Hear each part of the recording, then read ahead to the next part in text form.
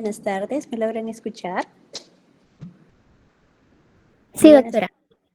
Perfecto, entonces vamos a comenzar.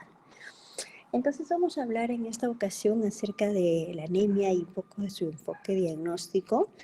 Debemos de reconocer que esta alteración es bastante frecuente en nuestro medio. Ustedes probablemente como médicos generales se van a enfrentar en algún momento a un paciente que tenga anemia y es importante saber que es bastante frecuente, que ocurre principalmente en mujeres en edad reproductiva, pero puede ocurrir a cualquier edad y en cualquier sexo.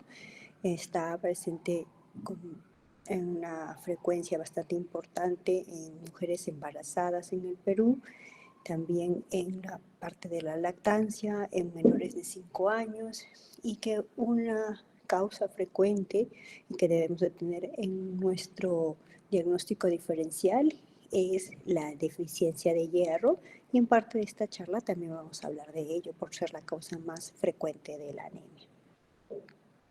Entonces recordemos que la anemia es la disminución patológica de la concentración de hemoglobina. Va a haber diferentes rangos, entre ellos las mujeres, que va a ser menores de 12, los varones, que va a ser menores de 13, y en gestantes, que va a ser, generalmente se va a considerar menores de 11, pero en algunas bibliografías consideran que es menos de 10.5 en el segundo trimestre. Es importante recordar que puede haber algunos ajustes en cuanto a los controles de hemoglobina, teniendo en cuenta la altitud donde se encuentra nuestro paciente. Como mencionábamos, la anemia se puede presentar a cualquier edad y en cualquier sexo, pero hay ciertas etapas de la vida donde se va a encontrar con un poco más de frecuencia, y por eso el hincapié en estar atentos y hacer descarte en ciertas edades, como por ejemplo, o etapas, como por ejemplo los niños menores de 5 años, las mujeres embarazadas y mujeres en edad reproductiva. Pero como podemos apreciar, también es posible encontrar en pacientes varones, en pacientes adultos mayores. Debemos de recordar que pues, dentro de las causas, las más frecuentes son, por suerte, las nutricionales, y dentro de ellos la deficiencia de hierro. Y también tenemos algunas enfermedades inflamatorias, y dentro de ellas las que se producen por alteración de la función renal. Recordamos que en la deficiencia de vitamina B12 puede haber alguna alteración a nivel del ilio y que su absorción se encuentra ahí. Por eso tenemos que tener en cuenta si hay algún paciente que tenga algún antecedente quirúrgico que afecte esta zona. De la misma manera, en cuanto al ácido fólico, que es a nivel de yeyuno, principalmente su absorción, y del hierro, principalmente en el duodeno. La hepcidina va a ser una proteína importante que se va a encontrar incrementada en situaciones donde hay inflamación, y va a afectar la disponibilidad adecuada de lo que es el hierro. Y las proteínas, importantes también tenerlas en cuenta, que van a servir como transportadores y como depósitos de hierro. Y la eritropoyetina, que se va a producir a nivel renal, y en cuanto hay una afectación, especialmente en la fase terminal, pues va a haber una disminución significativa afectando la producción de hemoglobina. Dentro de los mecanismos pueden haber diferentes mecanismos, pueden coexistir más de un mecanismo, pero en términos muy generales podríamos considerar la disminución de la producción de glóbulos rojos, el incremento en su destrucción o pérdidas sanguíneas. Si analizamos dentro de las causas etiológicas, podemos dividirlo en causas nutricionales, falta de hierro, vitamina B12, ácido fólico, pérdidas gastrointestinales, principalmente ginecológicas, es otra causa bastante frecuente. En algunos pacientes, pérdidas urológicas, es importante evaluar la cantidad y el tiempo. También enfermedades crónicas como que produzcan inflamación o neoplasias. Dentro de lo que es fármacos, exposición a tóxicos, procesos infecciosos, enfermedades genéticas o hereditarias que puedan afectar la formación de la hemoglobina, alteraciones de la producción de glóbulos rojos por síndromes de falla medular como la anemia plástica, síndrome mielodisplásico, enfermedades autoinmunes como el lupus eritematoso o anemias hemolíticas microangiopáticas. Todas ellas son causas que podemos encontrar y pueden afectar a nuestro paciente. Entonces, como hay un abanico bastante amplio de posibilidades, es importante comenzar con la parte de la anamnesis que nos oriente a pensar en alguna de estas etiologías para así enfocar los estudios complementarios que vamos a utilizar para confirmar nuestra sospecha diagnóstica. Dentro de ello, pues tener en cuenta su edad, la procedencia del paciente, su ocupación, si ha sido expuesto a algún tóxico. En el caso de las mujeres es importante evaluar el régimen catamenial, evaluar el número de gestaciones y si ha tenido alguna complicación durante este periodo o su suplementación con hierro. Evaluar también si tienen enfermedades previas que requieran algún tipo de medicamento especial o que condicionen alguna causa de anemia, o sean algún factor para tener la anemia. Las cirugías previas, incluyendo las gastrointestinales, que puedan afectar zonas de absorción de algunos nutrientes o participar, ¿no?, en el desarrollo de del metabolismo de algunos nutrientes. Hospitalizaciones previas, tratamientos, transfusiones que nos orienten a pensar que la paciente tal vez ha tenido un requerimiento o una disminución bastante severa de los valores de hemoglobina, ya, alergias, el estado nutricional, su actividad física, sus funciones biológicas, antecedentes familiares que nos puedan orientar a algunas enfermedades también hereditarias y es importante también evaluar con bastante detalle el motivo por el que nuestra paciente acude a la consulta, si esta es una enfermedad de corto o largo tiempo, y síntomas agregados, incluyendo un detalle de su cronología. Con estos datos, pues, nos orientan a evaluar algunos posibles factores que influyan en la anemia y o algunas otras manifestaciones clínicas que nos ayuden a pensar en una causa etiológica. En la parte clínica, en términos muy generales, podemos encontrar palidez, fatiga, cansancio, disnea, somnolencia, palpitaciones, cefalea. Pues vamos a tener manifestaciones bastante variadas dependiendo del grado de severidad de la anemia. Algunos pacientes, pues el cansancio es la manifestación más frecuente y la palidez, y conforme ya incrementa su severidad, pues se van asociando problemas de disnea, palpitaciones, dolores más constantes de cabeza, pero en muchos pacientes en estadios muy precoces pues pasa desapercibida, ¿no? O no consideran síntomas de importancia para acudir a una evaluación médica. Y también va a ser importante evaluar si hay algún otro síntoma adicional que nos pueda generar una orientación hacia la etiología asociada o algún problema asociado con la anemia, como por ejemplo la ictericia, donde nos podría orientar a la posibilidad de hemólisis, o algún problema hepático, dependiendo de sus antecedentes también, y el tiempo de evolución, o un problema hereditario también, paciente joven con ictericia y esplenomegalia, de repente pensamos en una anemia hemolítica hereditaria, la baja de peso que nos puede orientar a un síndrome consultivo y a una enfermedad mucho más compleja de etiología neoplásica, la fiebre que puede asociarse a infección, pero también con neoplasias, el dolor articular que puede asociarse a enfermedades reumatológicas,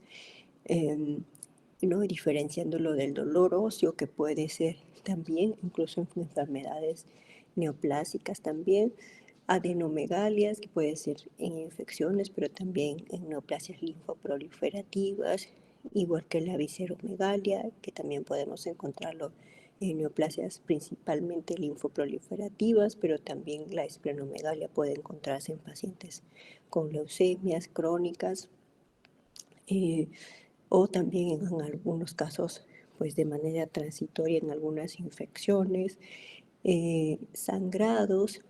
Importante ver la localización, el tiempo de evolución, el volumen, y si esto es recurrente podrían asociarse a algún problema, si es localizado ginecológico, a un problema gastrointestinal que condiciona anemia ferropénica, o si esto ocurre desde etapas muy tempranas, sangrados ginecológicos, sangrados gingivorragias, ¿no? Podría también ser un defecto de la coagulación o un trastorno de la hemostasia que se está asociando con anemia, eh, por pérdidas, y también lesiones en piel y mucosas que nos hagan pensar o sospechar si hay algún problema de el recuento de las plaquetas, de la función de las plaquetas o en general del perfil de coagulación. Entonces, vamos teniendo datos importantes con la parte de la anamnesis, antecedentes, algunas evaluaciones que hacemos en la parte del examen físico, y con esos datos pues vamos solicitando algunos exámenes de acuerdo a nuestra sospecha. El hemograma va a ser uno de los exámenes orientativos y el frotis de sangre periférica van a ser dos pruebas bastante importantes para nuestra orientación diagnóstica.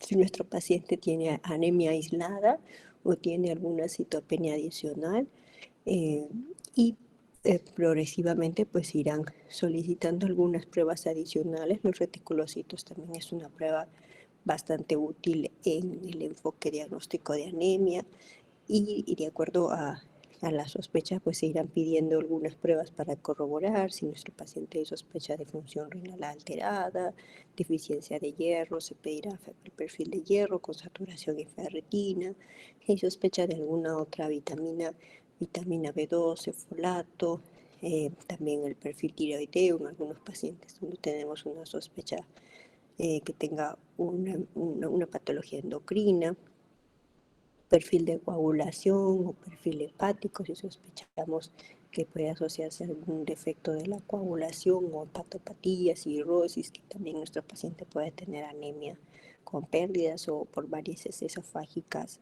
que han sido afectado. Eh, si sospechamos de una anemia hemolítica hereditaria, también es probable que podamos valorar si se hace una electroforesis de hemoglobina, una fragilidad globular. Si sospechamos de una patología autoinmune, tal vez un DHL, autoglobina, complementos desde CURMS para poder corroborar nuestra sospecha, y estudios serológicos o marcadores de inflamación, si sospechamos de una anemia asociada a una infección, y en algunos casos, si hay una sospecha de una alteración propia de la fábrica de la sangre, alguna patología neoplásica, pues probablemente hagamos un estudio de médula ósea o exámenes de imágenes si es que también sospechamos de algún tipo de alteración de mayor complejidad, ¿no? Entonces son pruebas que se van a ir desglosando un poco de acuerdo a nuestra sospecha clínica, pero las más básicas serían el hemograma, el frotis y los reticulocitos, que probablemente nos ayuden en una fase inicial a considerar una posibilidad diagnóstica sumado a todo lo que hemos nosotros conversado en la anamnesis y en el, en el examen físico. Entonces, con el hemograma, que es un estudio bastante básico, nos puede orientar de acuerdo a las constantes corpusculares en algunas etiologías. Por ejemplo, si tenemos una anemia macrocítica, si es megaloblástica, generalmente el BCM está más de 120, podemos tener la sospecha de una deficiencia nutricional como la vitamina B12, la anemia perniciosa. También la anemia macrocítica puede observarse en el déficit de ácido fólico en pacientes con alcoholismo y en algunas situaciones como pacientes que son usuarios de hidroxiuria o que son usuarios de sidobudina en pacientes con VIH. La hidroxiuria habitualmente lo utilizamos en pacientes con neoplasias mieloproliferativas crónicas. En otros casos también podemos tener macrocitosis en pacientes que tienen, por ejemplo, enfermedades que afectan a la producción de progenitores hematopoyéticos y a su diferenciación adecuada. Por ejemplo, las anemias aplásicas, en algunas situaciones pues hay una leve macrocitosis, generalmente no es tan marcada como un déficit de vitamina B12, pero pueden cursar con ligera macrocitosis, igual que los síndromes mielodisplásicos. Pero en este caso, pues habitualmente podemos tener, en el caso de la anemia plástica, pues normalmente vamos a tener pancitopenia, es lo que va a ser lo más usual, con una disminución severa del recuento de los neutrófilos, ¿no? O con tendencia a la severidad, es decir, que en el seguimiento lo que hacemos es que va a ir poquito a poco disminuyendo sus recuentos de neutrófilos, ¿no? Si es que aún no está en rangos muy disminuidos, va a tener tendencia en poco tiempo de evolución a desarrollar neutropenia, ¿no? Y en los síndromes mielodisplásicos, pues puede estar su hemoglobina aisladamente disminuida, sus valores de hemoglobina nada más, solo con anemia, puede cursarse con pancitopenia, puede cursarse con bicitopenia, anemia trombocitopenia, es bastante variable su presentación y en realidad es un diagnóstico de descarte, se van descartando algunas otras causas un poquito más frecuentes y generalmente pues eso ocurre con mayor frecuencia en pacientes adultos mayores, es un poco más frecuente el síndrome mielodisplásico. Y en algunos casos también vamos a encontrar cuando hay una gran cantidad de reticulocitos por una adecuada respuesta medular ante alguna pérdida o ante hemólisis, también podemos encontrar un poquito de macrocitosis.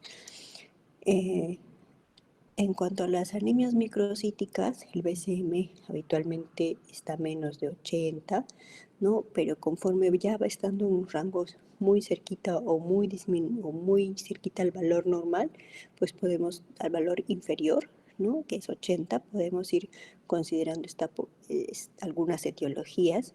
Dentro de ellas, las más frecuentes de anemias microcíticas son la anemia ferropénica, o que puede ser ocasionada por pérdidas crónicas, por problemas en la absorción de este nutriente, por incremento de su metabolismo, su necesidad de este nutriente. También podemos encontrarlo en pacientes con anemia por trastornos crónicos, enfermedades inflamatorias. También podemos encontrarlo en pacientes que tienen anemias hereditarias, como por ejemplo la talasemia. En el caso de las anemias normocíticas, donde sus constantes están dentro del rango adecuado, pues también en este caso también pueden estar las anemias crónicas y también pueden estar las anemias hemolíticas, en donde tal vez no tengan tanta respuesta medular y no generan un impacto en el volumen corpuscular, en las anemias agudas también por hemorragias.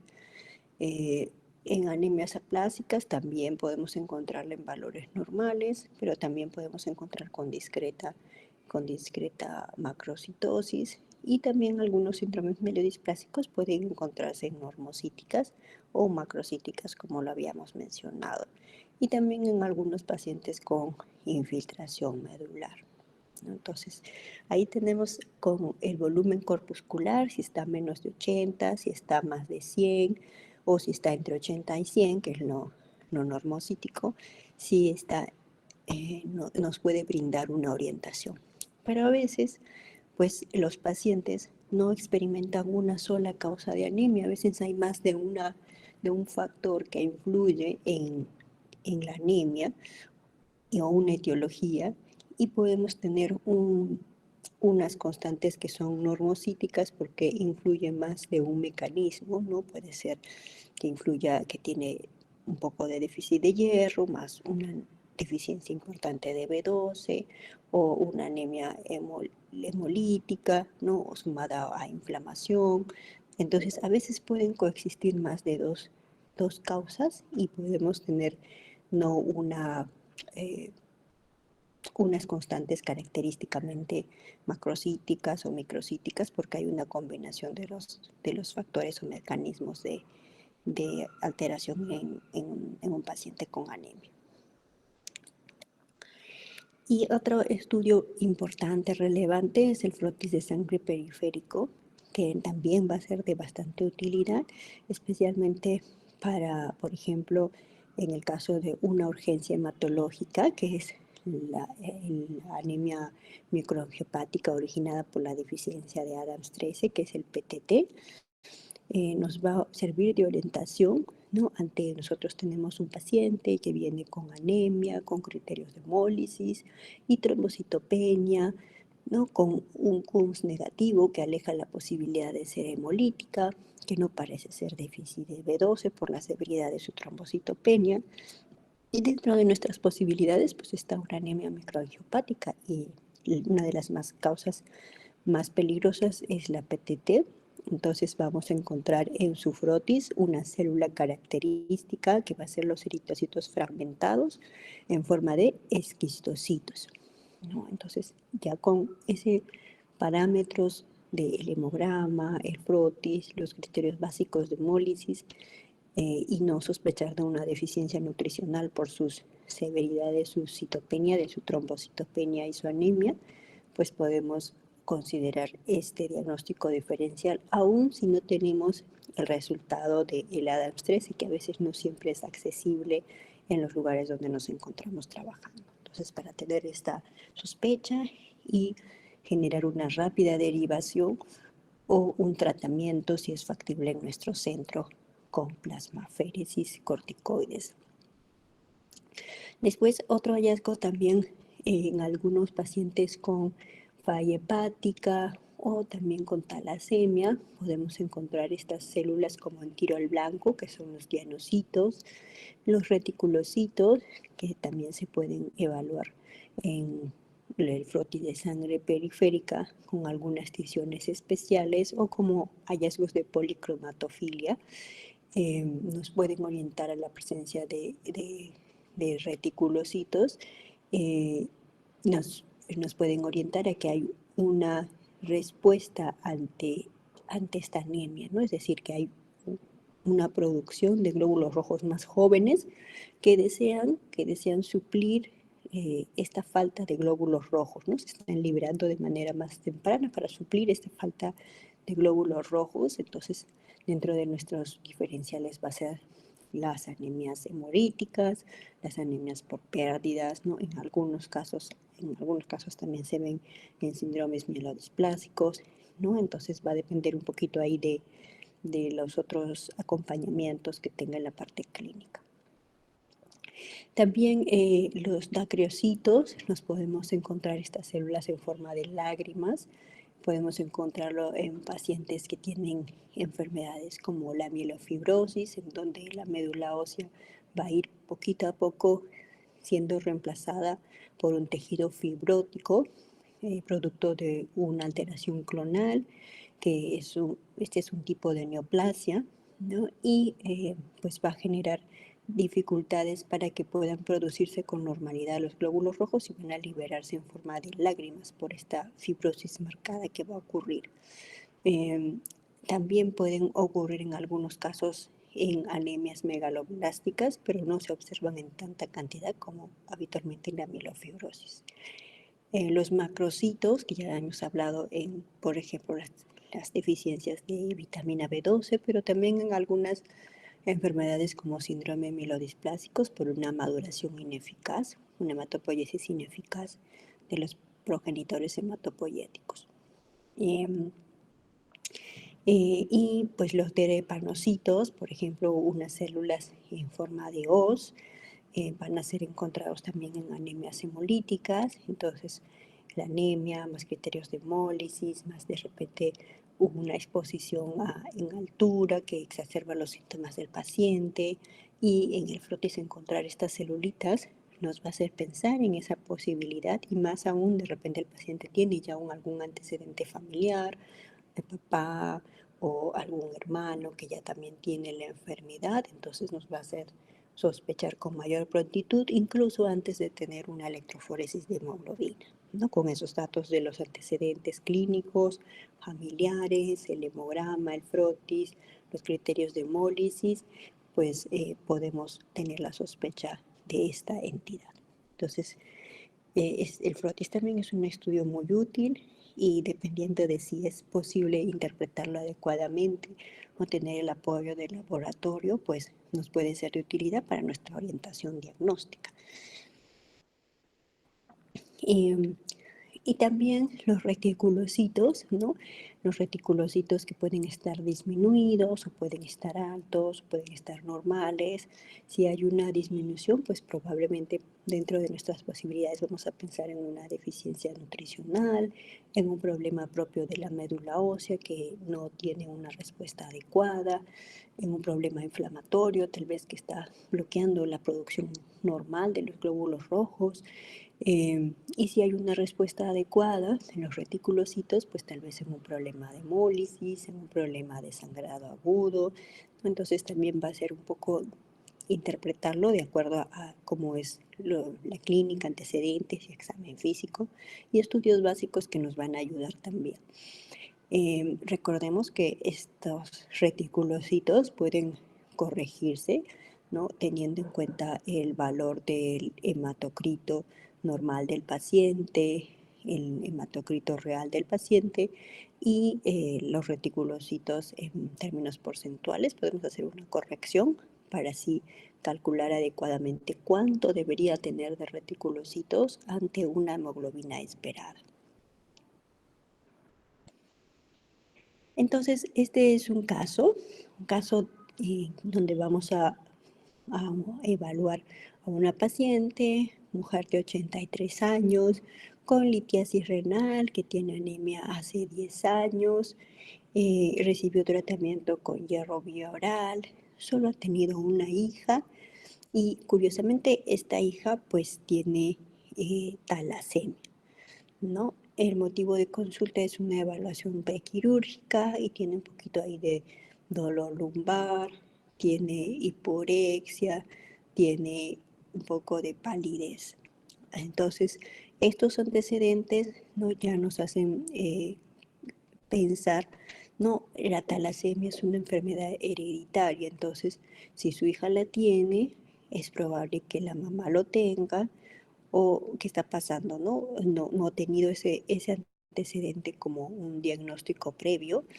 Entonces eso nos hace sospechar por ahí que tendríamos que ver si nuestra paciente ha tenido una talasemia clínica o un rasgo talasémico, y, eh, y, y eso se correlaciona con su hija que ya tiene diagnosticada esa enfermedad, ¿no? Entonces eso nos llama la atención.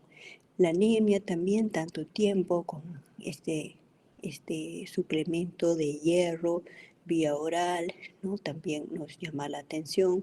De repente tiene una, una alteración que provoca una absorción adecuada, o hay un problema gastrointestinal, ¿no? Tendríamos que evaluar un poco más esos datos, ampliar en la anamnesis si fue diagnosticada realmente de deficiencia de hierro, tuvo algunos estudios que confirmen esa posibilidad, si en esos 10 años el tratamiento fue continuo o si tuvo una respuesta y tuvo luego una disminución de la hemoglobina nuevamente, ¿no? Entonces faltaría un poquito ahí ampliar los datos.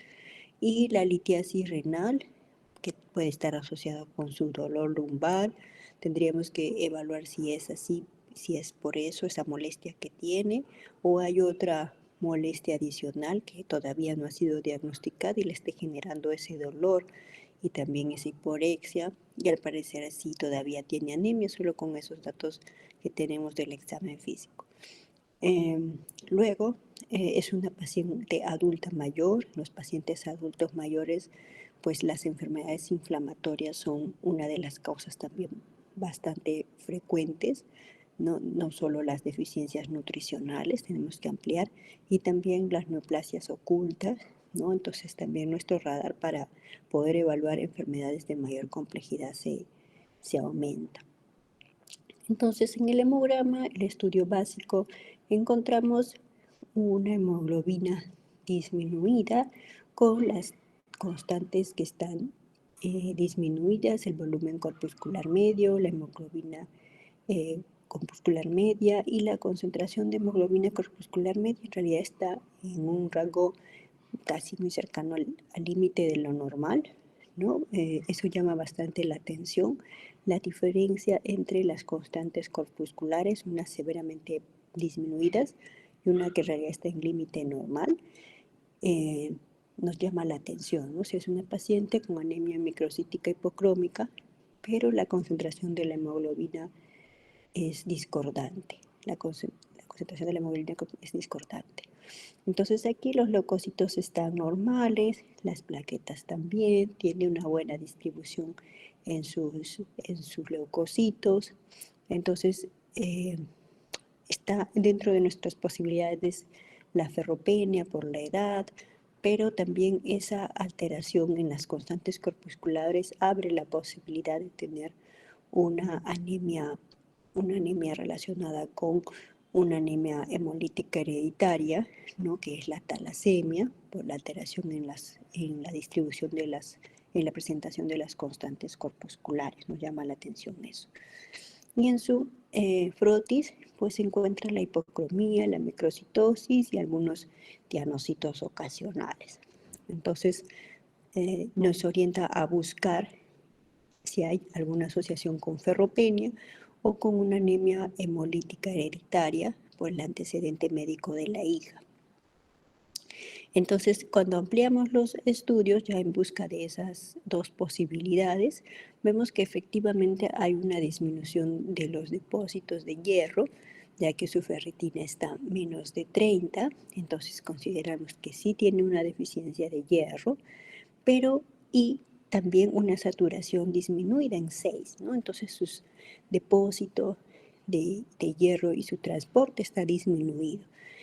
Y tenemos, pero a su vez, un incremento de la hemoglobina 2 en la electroforesis de hemoglobina. Entonces, eso nos habla probablemente de que también hay una probable talasemia, ¿no? Sus reticulocitos están bajos, lo cual nos habla de que probablemente la causa principal es la deficiencia de hierro, porque no tenemos una respuesta medular ah, incrementada como habitualmente lo tenemos en anemias hemolíticas. No hay otros indicios tampoco de hemólisis activa, que es la bilirrubina total, que está bajita, y probablemente la indirecta también está muy bajita, y no tiene otras deficiencias de otras vitaminas que puedan coexistir en esta paciente adulta mayor, como vitamina B12 o vitamina B9. Entonces vamos uniendo los datos y tenemos una anemia ferropénica al no tener la posibilidad de ser por una causa ginecológica, ya está en una edad adulta mayor, ¿no? Ya no ha presentado o no ha comunicado que tenga un sangrado visible. Entonces la causa más probable sería una pérdida gastrointestinal, que debemos evaluarlo con gastro para estar seguros cuál es el motivo de esa pérdida gastrointestinal en todo paciente adulto mayor que no tiene esclarecido porque tiene ferropenia, ¿no? Y también además presentaba un poco de hiporexia, ¿no? Entonces por ahí tendríamos que indagar si es que tiene algún problema gastrointestinal de mayor complejidad, dentro de ellos incluso neoplasias ocultas que puedan estar provocando esa ferropenia tan importante. y una beta-talasemia que en este momento parece más ser un acompañante, pero que no es la causa principal de su anemia, ¿no? Porque no tiene criterios de hemólisis, pero sí tiene ahí unos, unos hallazgos que nos orientan a pensar en esta entidad por el antecedente familiar y por la electroforesis de hemoglobina con el aumento de la hemoglobina A2. Entonces hay hiporexia, hay un antecedente familiar de talasemia, hay una anemia, hay un incremento de la hemoglobina 2, hay una variación en las constantes que también nos hizo sospechar de una deficiencia de hierro versus una talasemia, y la ferritina finalmente está disminuida, ¿no? Entonces son esos datos que nos van orientando a pensar en estos problemas como causa de la anemia. Y para tener en cuenta, ¿no?, la deficiencia de hierro, que es una de las causas de anemia más frecuentes en nuestro medio, es algo al que se van a enfrentar con mucha facilidad. No debemos de tener algunos datos en cuenta, debemos de tener algunos datos presentes, como la disminución, como las causas que pueden estar provocando la deficiencia de hierro, ¿no? Uno de ellos puede ser una ingesta muy importante de este nutriente, ¿no? Por ejemplo, en anorexia, desórdenes alimentarios, que tal vez tengan una dieta vegetariana muy poco equilibrada, también la absorción ineficiente, que haya problemas, ¿no?, relacionados con medicamentos, uso continuo de omeprazol, a lo mejor disminuye la acidez gástrica y así va disminuyendo también la posibilidad eh, de un ambiente ácido para que pueda absorberse mejor este nutriente, o algunas enfermedades reumatológicas, endocrinas, que también produzcan algunas alteraciones inflamatorias y afecten poco a poco la absorción de hierro, algunas neoplasias gastrointestinales en la cabeza que puedan tener una doble mecanismo, ¿no?, tanto de pérdidas como de problemas de la absorción, mayor demanda, ¿no?, en estados de mayor demanda como por ejemplo el embarazo, los niños que están en crecimiento, los deportistas de élite, los adolescentes que están en el estirón puberal, pérdidas no recuperadas, por ejemplo, las pacientes que tienen alteraciones en su periodo menstrual, que es muy abundante o prolongado, aquellos que tienen un sangrado oculto que puede ser ocasionado por problemas gastrointestinales, en el parto, cuando hay un sangrado mayor al habitual por algunas complicaciones obstétricas, o en cirugías también donde el tiempo operatorio es largo y hay un sangrado importante, los pacientes con cirugía traumatológica, urológica, ¿no? Entonces pueden tener mayor riesgo de tener deficiencia por pérdidas importantes. Dentro de ello, las causas más frecuentes está la cabeza, especialmente en mujeres en edad reproductiva, las menstruaciones abundantes, ¿no? Unas menstruaciones abundantes van a ser una causa bastante frecuente y recurrente, entonces no debemos de olvidar hacer esas preguntas en nuestra anamnesis, paciente en edad fértil, ¿no?, o no, que recién ha terminado el periodo, el tiempo de periodo fértil, ¿no?, consultar cómo han sido sus menstruaciones, si son abundantes, si ha tenido alguna variación, el tipo de toalla que utiliza, a veces ya con algunos datos muy sencillos, ¿no? La paciente dice tal vez que tiene un periodo menstrual de 3 días, pero en esos 3 días es extremadamente abundante, hasta utiliza pañales, practipañales, o que utiliza toallas buenas noches y se cambia cada hora. Entonces ya esos datos son datos de un periodo menstrual abundante que puede estar siendo la causa de la anemia y de la deficiencia de hierro. Y tener en cuenta que el hierro pues tiene más de una función en nuestro organismo, si bien es cierto, en este caso nos recordamos mucho de la formación de la hemoglobina como tema más importante a tener en cuenta, pero también tiene otras funciones como la parte inmunológica, el desarrollo muscular, metabolismo, desarrollo neurológico y algunas funciones importantes que son el aprendizaje, la memoria, el control de emociones. Entonces, por eso es que es tan importante, especialmente en las etapas del embarazo y los primeros años de vida, porque en ese periodo, pues nuestro desarrollo neurológico se va a acentuar las bases y por eso se buscan las estrategias de salud pública, evitar la deficiencia de este nutriente para evitar problemas que sean irreversibles en el desarrollo de un bebé, ¿no? Entonces, tenerlo en cuenta, que es nuestro objetivo, ¿no? Nuestro objetivo, por eso, no solamente va a ser mejorar los valores de hemoglobina, sino también mejorar los depósitos de hierro, ¿no? Una vez que nuestro paciente llegue a los valores normales de hemoglobina, pues el siguiente paso va a ser evaluar que también se hayan resuelto sus depósitos y estén en valores óptimos.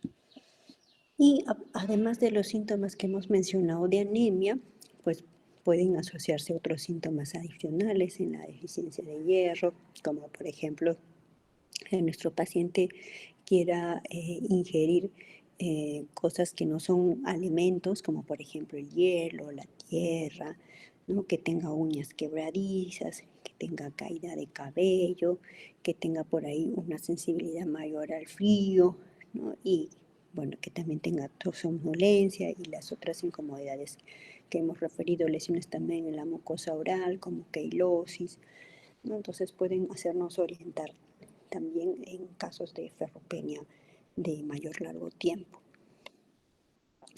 Y pues si nosotros conocemos que hay etapas en la parte del desarrollo en donde hay mayor predisposición de tener anemia, pues lo ideal sería hacer unos chequeos un poco más proactivos en esas etapas, especialmente en la etapa de la gestación y en menores de 5 años, ¿no? De repente mujeres en edad adolescente, y es por eso que hay descartes preventivos de anemia.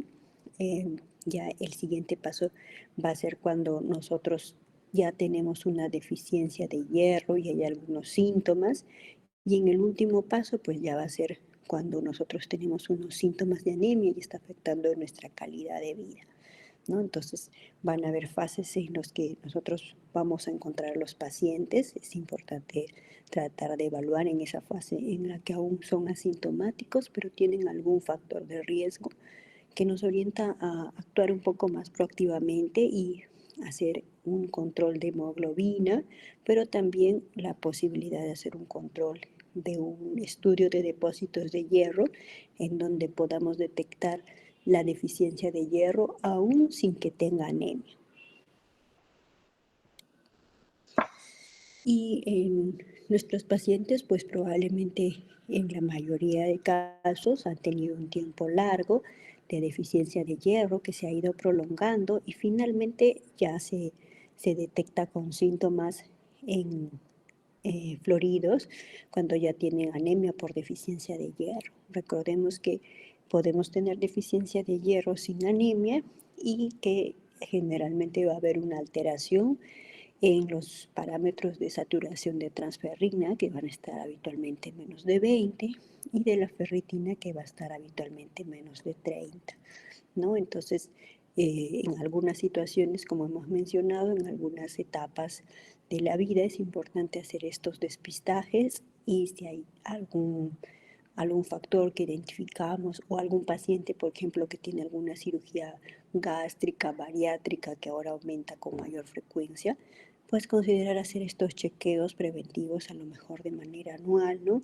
Y evaluar si es que reciben algún suplemento preventivo, su tolerancia oral, también a los suplementos en el periodo del embarazo, porque puede ser que los pacientes que están o las pacientes que están en esta etapa del embarazo en donde sí se aumentan las demandas, especialmente en el segundo y tercer trimestre, donde hay un mayor crecimiento del bebé, no tengan tan buena adherencia al tratamiento. Entonces, a veces insistimos en el suplemento de hierro bioral, pero si nuestra paciente no tiene una buena adherencia, una buena tolerancia y no destinamos el tiempo para una buena comunicación o para contarnos realmente si toma o no estos suplementos o si lo es tolerado, pues probablemente ya en una siguiente oportunidad, cuando venga a nosotros, ya va a venir con unos valores mucho más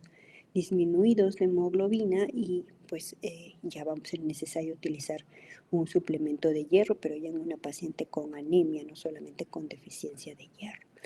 Entonces, evaluar eso también en nuestra consulta, la adherencia a los tratamientos cuando damos un suplemento preventivo de hierro. Y lo más típico, ¿no?, en este hemograma es que veamos las constantes, que son las constantes que van a estar disminuidas, ¿no? Microcitosis, hipocromía, si es que hay una variación en la concentración de hemoglobina corpuscular media y no está en los parámetros típicos también disminuidos, también plantearnos, como las habíamos hecho en el anterior caso clínico, saber si es que habrá algún factor por el cual a lo mejor no está tan bien disminuido, de repente estuvo tomando suplementos ya de hierro, vía oral, de repente tiene alguna alteración inflamatoria también paralela, ¿no? Entonces pueden haber casos, o también de repente tiene un rasgo talasémico, como el caso mencionado, ¿no? Pueden haber algunos factores que influyen en esta leve disociación en las constantes corpusculares.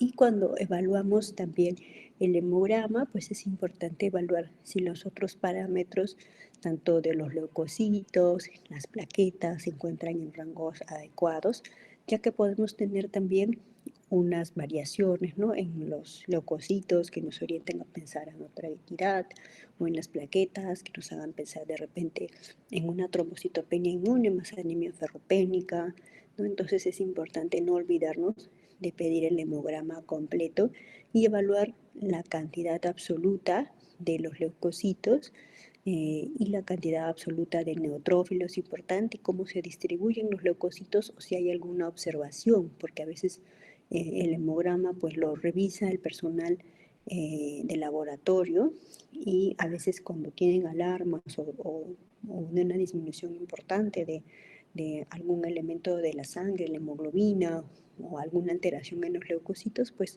lo describen en observaciones y eso también nos puede ayudar en el diagnóstico. Y cuando nosotros vamos teniendo la deficiencia de hierro, nuevamente recordamos que lo último que se altera es el valor de la hemoglobina, ¿no? Se va a ir progresivamente disminuyendo. Primero es como si los bancos de los depósitos de hierro en médula ósea, en la parte hepática, se van a ir disminuyendo progresivamente, ¿no? Y vamos a tener estos parámetros que poco a poco se alteran, ¿no? En la ferritina va a ser uno de los más tempranos, la saturación, en última instancia la hemoglobina, el hematocrito con las constantes corpusculares, ¿no? Entonces primero va a haber una disminución de estos depósitos de hierro y luego finalmente el hierro eritroide, porque trata de hacer un esfuerzo por preservar unos valores de hemoglobina normales. Y en medidas preventivas, pues la alimentación es un pilar importante, ¿no? Nuestros pacientes saber cómo están teniendo su dieta, si incluyen alimentos de origen animal, si son veganos, si incluyen un consumo variado de cereales, menestras enriquecidas, cereales, si incluyen frutas, verduras, ¿no? Es importante, aunque pues es un trabajo que podemos hacer incluso ayudados con el colega de nutrición para tener un mejor control de este aspecto que también contribuye a la recuperación del paciente, una adecuada dieta. Y los suplementos de hierro, pues tener en cuenta los tipos que vamos a utilizar, si van a ser profilácticos, porque nuestra paciente tiene factores de riesgo, no tiene anemia, no tiene falta de hierro, pero está en una etapa en donde sabemos que va a requerir más, como por ejemplo la gestación, también en etapas pediátricas tienen su periodo de suplementación, en etapas de adolescentes también tienen un periodo de suplementación, o es un hierro que le estamos indicando ya porque tiene una anemia o deficiencia de hierro, es decir, como terapia, ¿no? También que la mayoría de casos, si es adecuado y no tenemos un problema gastrointestinal, signos de anemia severa, pérdidas muy graves, ¿no?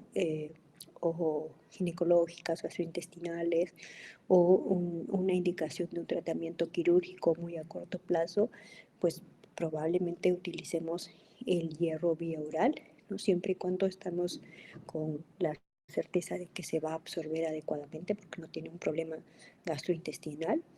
Y también tenemos la opción del hierro endovenosa, en donde pues vamos a tener un tiempo un poco más corto de tratamiento, pero va a ser parenteral, ¿no? Generalmente no hay muchos efectos adversos en su administración, pero es importante tomarse el tiempo adecuado de la infusión. Si es hierro sacarato, como mínimo sería 1 hora, y si es el hierro carboxipaltosa, pues más o menos unos 20 minutos como mínimo o 30, ¿no?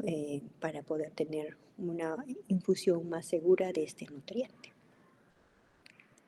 Entonces, ya como conclusiones, la anemia puede tener síntomas muy variados, en algunos casos inespecíficos o en algunos casos puede pasar en estados muy iniciales desapercibidos los síntomas.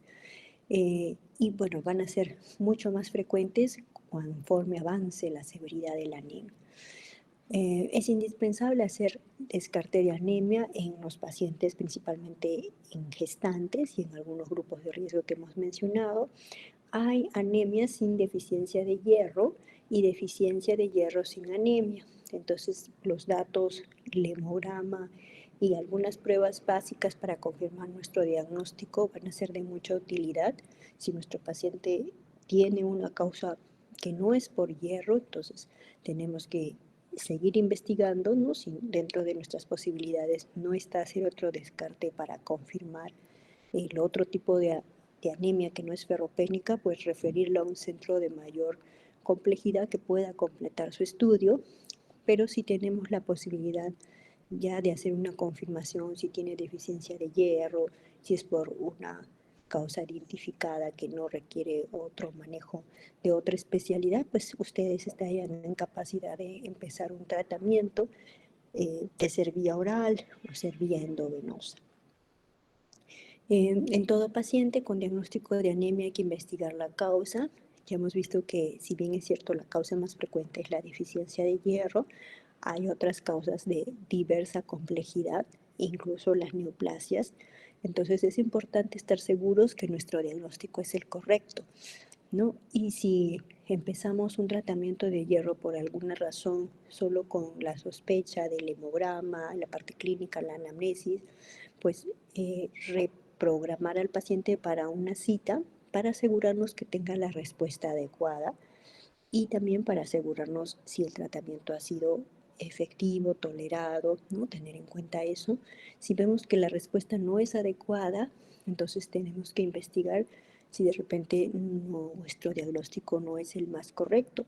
Recordemos que a veces también microcitosis, hipocromía, si no confirmamos con la ferritina, saturación, puede haber otras causas, puede haber inflamación, ¿no? En nuestros pacientes puede haber falla renal, aunque generalmente van a tener otros síntomas los pacientes. Entonces, tener en cuenta para poder ampliar sus posibilidades de diagnóstico y evitar que la anemia siga progresando, ¿no? No insistir indefinidamente en dar hierro si es que no estamos seguros que esa es la causa de sus problemas.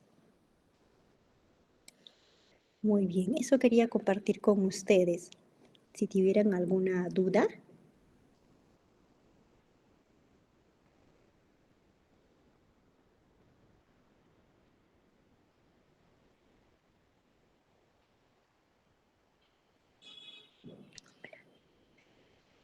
Buenas, buenas tardes. Si tuvieran alguna duda. Está claro, doctora, muchas gracias. Muchas gracias. Entonces ya nos vemos en otra oportunidad. Que tengan muy buena tarde. Buena tarde, doctora, muchas gracias.